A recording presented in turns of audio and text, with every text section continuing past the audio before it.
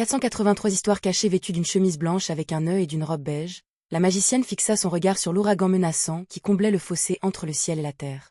Ses yeux brillaient, comme pour cacher le vaste cosmos. Vermonda Sauron est en effet un conquérant de la séquence 1. Il n'est pas étonnant qu'il ait pu influencer des générations de la famille Sauron après avoir perdu le contrôle et être entré dans la clandestinité.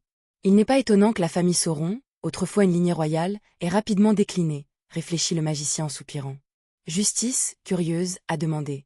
Je me demande comment l'ancien chef de l'ordre secret, Arathul, et l'empereur Ozel ont joué un rôle dans la perte de contrôle de Vermonda Sauron et son entrée dans la 4e époque de Trêve. La branche de Sauron, brandissant des artefacts scellés de niveau 0, croit obstinément qu'ils ont fait du mal à Vermonda, faisant perdre le contrôle aux conquérants. Le premier a même laissé une prophétie pour induire en erreur des générations de membres de la famille Sauron. Le magicien rit et répondit.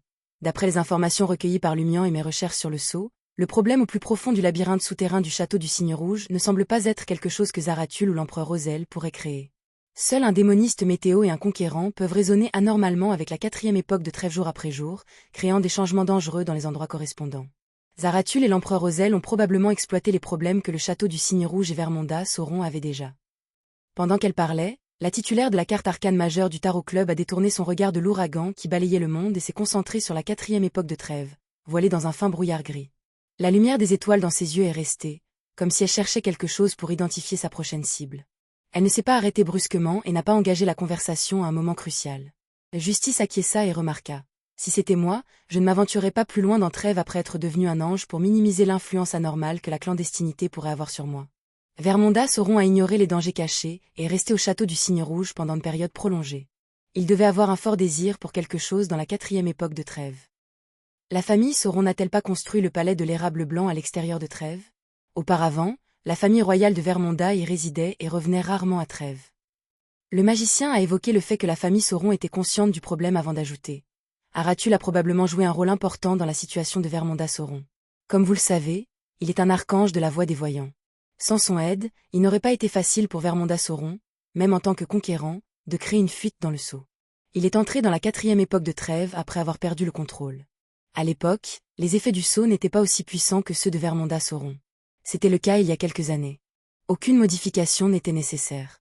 Justice réfléchit un instant et dit « Ce qui m'intéresse le plus, c'est qui a conçu le rituel de l'auberge. Leur utilisation des similitudes et des failles du mysticisme ressemble à celle des Beyondés voyants, apprentis ou maraudeurs de haut niveau. Ou peut-être qu'ils ont eu de longues interactions avec ces Beyondés de haut niveau et étaient adeptes de l'apprentissage. Peut-être que le chemin correspondant du défunt excelle également dans ce domaine. Peut-être qu'il est secrètement influencé par ce digne céleste, ou peut-être que cette entité veut utiliser l'ouverture temporaire du sceau pour faire quelque chose. Comme vous le savez, l'ordre de la croix de fer et de sang croyait en lui. Il est trop facile pour lui de nous induire en erreur, réfléchit le magicien, incertain de la bonne réponse. La lumière des étoiles vacillait dans ses yeux. Elle avait du mal à observer et à déterminer la situation dans le fin brouillard gris. Alors que la magicienne examinait la 4e époque de Trêve, elle informa la justice. Le niveau du sceau des catacombes correspond à cet endroit. En son cœur se trouve la source des femmes samaritaines, où l'empereur de sang Alista Tudor a connu sa fin. Le palais impérial rasé et ses environs recèlent divers dangers. Le pouvoir divin persistant est peu impressionnant et consommable. Soupir, chaque fois que j'évoque quelque chose de ce genre, j'ai l'impression que je devrais adopter un vocabulaire plus vulgaire. Ce n'est qu'alors que je pourrai vraiment capturer mes sentiments sur la folie de l'empereur de sang. Par conséquent, vous ne découvrirez rien d'important d'ici. Ce n'est qu'en vous approchant que vous discernerez que le brouillard gris de Monsieur Fou est devenu plus dense, plus épais et plus palpable. Les 4e et 3e niveaux des catacombes correspondent à la 4e époque de Trêve, à l'exclusion de cette zone spécifique. La corruption et le pouvoir divin persistent encore en abondance. Naviguer dans certaines zones exige le respect de règles spécifiques, sinon, même les anges pourraient connaître leur disparition. Les 2 niveaux au-dessus des catacombes sont en corrélation avec la nature sauvage au-delà du brouillard gris. Les humains peuvent les traverser dans une certaine mesure, mais avec Vermonda Sauron persistant, le danger rivalise avec celui de la 4e époque de Trêve. Juste au moment où le magicien terminait ses paroles, un rugissement frénétique et terrifiant résonna dans la zone où le temps avait radicalement changé. Les flammes informes qui illuminaient les environs et enveloppaient tout le ciel semblaient être influencées, fusionnant en un vortex massif. Dans le vortex, des flammes informes et translucides descendaient d'en haut, frappant le désert comme une épée colossale qui transperçait le ciel et la terre. Au milieu de ce chaos, le sol tremblait encore plus violemment. Des crevasses enflammées s'étendaient plus loin vers Trêve de la 4e époque, dissimulées dans le brouillard gris. La magicienne resta imperturbable tandis qu'elle observait pendant un moment la ville splendide mais délabrée. Puis, Elle dit au juge, « Entrons ». La justice a reconnu laconiquement, sans aucune objection. Tous deux évitèrent tacitement de mentionner Vermonda Sauron, un archange qui avait perdu le contrôle, une conquérante. Ils n'avaient pas l'intention de rejoindre la bataille ou de s'emparer de la caractéristique Beyondé. Pour eux, l'objectif principal du Tarot Club dans cette affaire était d'empêcher les dons des dieux maléfiques de s'approcher du sceau le plus profond, afin de s'assurer qu'ils ne puissent pas laisser échapper le danger qui affecterait Trèves à la surface et le monde entier. De plus, ils recherchèrent les détenteurs de cartes arcanes mineures perdues pour les guider. Quant à la caractéristique conquérant Beyondé, symbolisant un archange et la séquence 1, tant qu'elle ne tombait pas entre les mains d'hérétiques, son obtention n'était un problème particulièrement grave pour personne. Le magicien n'hésitait pas à observer, et si l'occasion se présentait, à piller les gains. Cependant, elle n'était pas une au-delà du maraudeur de haut niveau, capable de se diviser et de participer à chaque champ de bataille. Même si elle obtenait un effet similaire en se déplaçant d'avant en arrière, elle devait respecter le brouillard gris de Monsieur Foule et le sceau central de la 4e époque de Trèves.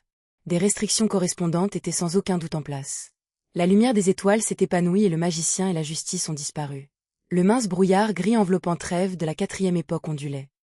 Dès que la tête de Gardner Martin nichée au-dessus du cadavre sans tête d'Olson eut fini de parler, une multitude de boules de feu blanches et flamboyantes se matérialisèrent autour de lui, se précipitant vers Gardner Martin, qui avait subi une blessure à la poitrine. Au milieu de l'explosion grondante, la silhouette de Gardner Martin dans l'armure d'argent disparut soudainement. Après que l'onde de choc se soit calmée, il réapparut dans un coin des ruines. Ensuite, il a vu l'autre, lui, fusionner avec la lance flamboyante d'un blanc flamboyant, qui s'est enfoui dans le mince brouillard gris et a disparu dans les bâtiments dispersés au hasard de la 4e époque de Trèves. Les pupilles de Gardner Martin se contractèrent, il était sur le point de le poursuivre lorsqu'un rugissement violent et furieux résonna au loin. Son corps tout entier s'est figé. Des vaisseaux sanguins sous la visière de son visage apparurent, rouges foncés comme s'ils coulaient de flammes. Instinctivement, Gardner Martin se tourna et se prépara à sprinter vers l'ouragan lointain ressemblant à une apocalypse. L'espace entre ses sourcils se contracta et un léger point rouge apparut. Gardner Martin a finalement repris le contrôle de lui-même. Il prit une profonde inspiration et revint à la normale. Il regarda dans la direction où l'autre lui s'était enfui et marmonna sur un ton d'autodérision. Ses mots durs et ses attaques généralisées étaient-ils destinés à lui permettre de s'échapper plus facilement? Comme attendu de moi. Réalisez-vous que ne pas m'assassiner signifie rester ici, signifie que je vais inévitablement vous tuer? Comme Gardner Martin le marmonnait, il sortit un bidon en verre foncé, son liquide d'une teinte verte rappelant l'herbe. Il dévissa le bouchon et vida la moitié de la cartouche. La blessure sur sa poitrine a commencé à guérir à un rythme visible. C'était un agent de guérison concocté par une madame des Night Stalkers, obtenu par Gardner Martin par l'intermédiaire de Philippe. Philippe, qui avait uni de nombreux cultes de dieux maléfiques, ne manquait pas d'objets similaires, mais sous l'ouragan de lumière, les fragiles boîtes se brisèrent. Après avoir rangé la moitié restante de la cartouche de l'agent, Gardner Martin, vêtu d'une armure complète blanc argenté, s'est aventuré dans le fin brouillard gris et dans la 4e époque de Trèves. Au détour d'une rue étroite, derrière un immeuble effondré, Franca siffla en accord avec la conjecture de Lumian. C'est vrai. C'est une véritable relique d'une guerre divine, et c'est encore plus dangereux. Il est tout à fait possible que la ville entière soit criblée de maladies. Elle soupçonnait que plus elle se rapprochait de l'endroit où l'empereur de sang à l'Statue d'Or avait connu sa fin, plus les maladies devenaient étranges et horribles.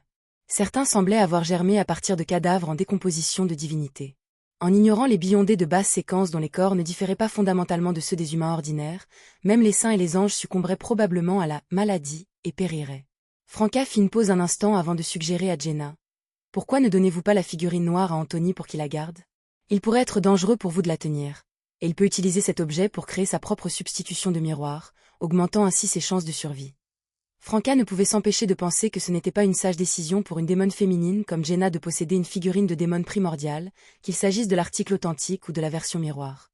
Sans attendre la réponse de Jenna, Lumian parla d'une voix grave. « C'est mieux si Jenna la tient. Elle a la pièce d'or porte-bonheur. » C'est vrai. Juste au moment où Franca finissait de parler, elle entendit soudain un carillon non loin de là.